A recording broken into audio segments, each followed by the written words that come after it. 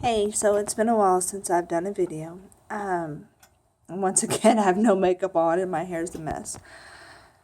Though a bit shorter this time. I just wanted to talk to you again about changing the way that mental illness is perceived in our society. The term mental illness, of course, as some of you may know and some of you may not know, is a pretty general and broad term. It's like saying autism. Autism, the spectrum, is a pretty broad and general term, of which, by the way, many of us probably fit on that spectrum as well. But with depression and anxiety, depression more so, most people just don't take seriously. Okay, and I'm not talking about where you may have a bad day or blue day, as some would call it. But then you're typically just fine after that. Depression can ebb and flow. It can get worse one day and then a couple months later get better. For many people, though, that suffer with depression, clinical depression, and there's different variations, of course, different levels. Most people that have it on the clinical level, it's like a dark cloud that just hangs with them. And if they need to take off work to go seek medical treatment for it, mental health treatment, either medication or therapy, a lot of employers just don't understand that. They might get the comment of, "We'll just suck it up." Or, you just got to put your big girl panties on and you're going to get better, okay? Put some lipstick on and you'll be fine. If only it was that simple, I would go and get the biggest big girl panties I could find and pin them to my ever-widening waist and rub lipstick all over my face, if that helped. Or you got to buck up or man up or whatever. And they're not said, those things are not said to be critical, really, or to be hurtful. They're said, I guess, to kind of help the person. I've heard them myself.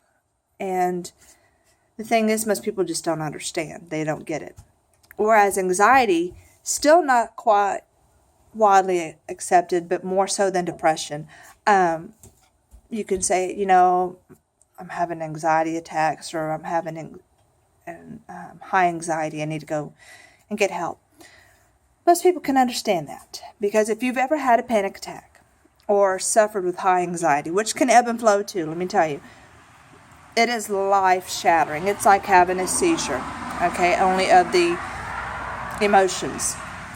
For a lot of people that have depression, long-term depression, it can actually change the chemical makeup of the brain. So it can actually change the way the brain works.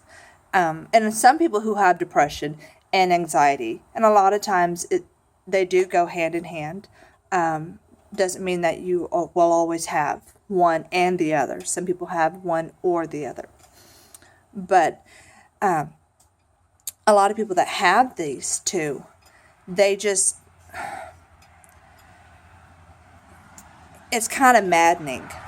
Okay, you have the anxiety that, oh my gosh, there's so much to get done, everything's a mess, I need to hurry up and get it done. But then you have the depression that you just don't feel like getting anything done. So you're not sure whether to crawl up in the bed and cry or claw your skin off. So it can be a lot to handle. But going back to the chemical makeup, it can actually change the way your brain works, the way your body works. And that is where coping skills are really important. That comes into play where medication is helpful. Now, medication is not going to make it all go away. It is going to level the playing field, okay? It is going to help chemically wise your body to be able and your mind to be able to use those coping skills. I tried for a while without medication to cope, and some things worked and then some things went horribly awry, and let's just say I have regrets that I'm still having to work through as a result of that. But of my fault. But that's another story in another video. But the stigma that still surrounds them. It is hard. And then if you have bipolar, which I do not, but I do know many people who do, the stigma is even worse, because then people think, oh, well, they're just crazy. They're unstable. You can't trust them. Would you say that to a cancer patient? No. Would you say that to somebody who has, severe diabetes, whether it's type 1 or type 2? No. Would you say that to anybody else that has any kind of physical condition? No. Well, guess what? This is a physical condition. It just happens to be all in the brain. It happens to be chemical. Some people develop it through a traumatic experience, which can alter the mapping of the brain, can alter the brain. You wouldn't say those things to other people. Okay. But then again, people will walk up to a mother who's pregnant with maybe her third or fourth child and go, gee, you figured out what's caused that? I would hope so. And yeah, and okay, question mark. Or you walk up to people who have a boy and a girl. Okay, well, I guess you're done. Maybe, maybe not. Or me, I have 3 boys, 32. People will ask, so you going to try again for a girl? Yeah, probably not. Secretly, I would love to, but probably not. So things that are said to us are not necessarily meant to be rude or ugly or anything like that. However, they can be perceived that way. And I'm not the PC police. I do not like politically correct. I think it has ruined this country, and I think it does more damage than it does actual good. Though it has, I will have to agree, done some good. Those examples evade me at the moment. However, we should be mindful of our words, okay? Because life is hard enough. And what's even harder than the social stigma or the non-malicious things that are said to us about mental illness or the conditions that we have, or any mental illness condition, not knowing if that person has it or not, is how we perceive ourselves. As a mother, as a wife, as a person, as a pastor's daughter. I've always been a leader my whole life. And for me to make this video with my hair not done and my makeup not done and wearing some t-shirt from Donating Blood, which, by the way, still hurts, is a big step for me. It's part of accepting myself. Not that I don't accept myself with makeup or without makeup. I love it. I'm a girl. I love putting makeup on. I love doing my hair. As short as it is, I still love it. But it's all about accepting yourself. Whether you have depression, whether you have anxiety, bipolar, schizophrenia. There's different diagnoses. There's tier 1 and tier 2. And unfortunately, some are debilitating to the point to where that person, once it is developed, never lives another normal life.